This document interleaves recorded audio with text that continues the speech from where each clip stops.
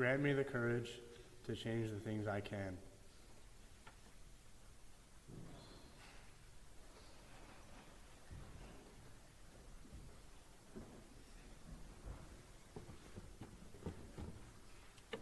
Which of these three do you think was a neighbor to the man who fell into the hands of robbers? The lawyer replied, the one who had mercy on him. Jesus told him, go and do likewise.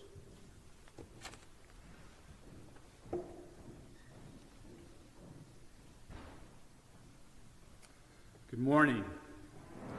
I'm Mr. Tawney. Thanks to my advisees, Alex and Owen. I really do appreciate you guys being up here with me. I want to jump ahead and talk about the end of this speech, if I may. I don't want to be arrogant and assume that you'll want to applaud at the end, but I've been coming to chapel for 22 years now, and it seems that that's what we do. We clap at the end of chapel. But I'm going to ask that you don't clap at the end of this one, even if you feel like you want to. And, you might not want to. I wouldn't blame you. We'll just be silent for a moment after my final words, and Mr. Cruz will play some nice music, and Shelby and Priscilla will lead us out. You might forget, and that's okay, but if you can remember not to clap, I think that might be even better. So I've been thinking lately about how a lot of you are living away from home for the first time and figuring out how to live with people you're not used to. So I thought I might share a story about when I lived away from home for the first time. It was a long time ago, and it's just my experience, but I hope it's useful to you. See, originally I was all set to tell you a funny story about this guy, Larry. He was the guy who showed up to our freshman dorm orientation, freshman college dorm orientation, 20 minutes late with 2 suitcases in his hand. One was full of blue jeans, boxer shorts, and plaid shirts. The other contained 2 handles of vodka and a large tub of Country Time lemonade mix. He was ready to go. Larry was from Ohio and had the kind of twangy southern Midwestern accent you didn't hear from most students at fancy New England colleges. I tried to engage with him about his Ohio roots because my father's family came from there by way of West Virginia. I shared what little I knew based on occasional Thanksgiving visits to Akron and the time or two we saw my half-sister Jeannie in Chillicothe, but I was sketchy on the details because I spent most of my childhood trips to Ohio wishing I were back in the familiar nest of my predictable and safe small-town life in western Massachusetts. Larry seemed both proud to come from Ohio and extremely reluctant to talk about anything from home other than his success on the football field, where he had apparently starred as an all-state, all-county, all-conference, all-something or other running back. He was on the football team at college, but he was injured and out of shape and kind of in no man's land. Larry was a freshman like us, but he was older than us and in his second year of college. He'd spent part of the previous school year at Annapolis, but he had, quote, washed out, as he put it, because he couldn't stand all them sons of guns telling me what to do all the dang time. I tried to explain, carefully and politely, for I was 50 pounds lighter back then and averse to conflict, and Larry was, after all, a big, strong, all-something football player, almost 2 full years older than I, that it was my understanding that places like Annapolis were full of sons of guns who told you what to do all the dang time, and hadn't he thought of that before he enrolled? Larry mumbled something incomprehensible and stirred more lemonade into a red plastic cup. What left Larry in football limbo was that our college didn't allow freshmen to play on the varsity team. They could only play on the freshman team with and against other freshmen in our league. Larry categorically refused to abase himself by playing with freshmen. He didn't say categorically or abase, but something more like, ain't no effing way I'm playing with them snot-nosed Ivy League sissies when I already went through a whole preseason camp at a real D1 program last year. Something like that. On this point, he would not budge, and so he went to practice every day with the varsity team, relegated to standing on the sidelines, a powerless observer, unable to even work with the training staff to rehab his hamstring for fear of breaking an NCAA regulation.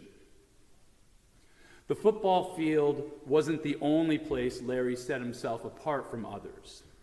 We were in the same introductory economics class, one of those big surveys that most colleges don't offer anymore, with 500 students meeting in a theater twice a week. Attendance was always well below 100%, so we could always fit on the first floor. But Larry, when he did attend, would usually isolate himself in the balcony. He never had a notebook or a textbook, and he usually sat in the first row with his arms and chin kind of draped over the edge of the balustrade. I remember thinking how sad and lonely he looked. But if we spoke of him, it was just to laugh at him or shake our heads in disbelief. Look at Larry up there. What's he thinking? There are lots more stories to tell, the comical exchanges he had with his wisecracking roommate that were kind of like a postmodern Abbott and Costello routine. That's for the older faculty in the back. I'm betting most of you don't know postmodern or Abbott and Costello. You can Google it. The surprisingly rational and well-informed pro-Reagan Bush rants he would go on with anyone who would listen. It was an election year. The time he got particularly drunk and pulled up a bunch of those green metal stakes from the lawn edges and led campus security on a wild chase around the yard for over 20 minutes. He really must have been an elite running back in his day, for even in his injured, drunken state, it took 4 officers to take him down. And then eventually they took him in front of the discipline committee, where he was placed on final probation only 6 weeks into his first semester on campus. He would later be expelled for getting into a drunken physical altercation with the wisecracking roommate. Like I said, I was all set to tell these stories and more. There's many more about the hilarious misfit Larry. And so I did a little research on him to sort of inform myself as I wrote this, and I only found one thing online: his obituary. Quote, Larry died in 2013 at his residence. He was born in 1968. He's survived by his father, grandmother, and many aunts, uncles, and cousins. He attended the U.S. Naval Academy and Harvard University. No services will be held. My admittedly basic internet research turned up no other information about Larry, so I'm left to guess about what this all means. I could, of course, be wrong, but it seems apparent to me. He was a 44-year-old man with no siblings, no mother, no significant other, no children. He was talented enough to gain admission into 2 of the country's most elite institutions, but unable to graduate from either one. He died alone at home, probably tragically, perhaps even by his own hand, as the absence of the details of his death and lack of a public funeral suggests. What else is apparent to me now is that during our freshman fall, Larry was probably suffering from some sort of mental illness and needed help and wanted it. Why else would he sit up in the front row of the balcony where everyone could see him? And no one gave it to him. Those of us who knew him a little didn't really know him very well at all, and I'm not sure how hard we tried. It was easier to turn him into a thing, an other, the kid in the balcony, the drunk guy in the Pittsburgh Pirates ball cap and untucked plaid shirts, the football player who wasn't really on the team. As for my own part, I honestly don't know. I think of myself as a kind person. I mean, sure, I'm easily outraged by unfair systems and institutions, and I get self-righteously indignant in the face of injustice and hypocrisy. But when push comes to shove and I'm one-on-one with an actual person, I generally set aside my principles and strive for empathy and generosity. I did try to talk to him about Ohio. I did encourage him to swallow his pride and play on the freshman team so he could at least get back on the field and maybe start to feel like himself again. But I think, too, if I'm being honest, part of me was happy to see Larry up there in that balcony, standing out in such a dramatic and dysfunctional way, while I huddled on the first floor with the masses, my notebook in my lap. I might have been struggling in my own way to manage this first year away from home, to find my way to live up to the expectations of a school that I wasn't really sure I belonged at, but at least I was doing better than Larry. So the funny story is turned into this, which I hope is a kind of atonement.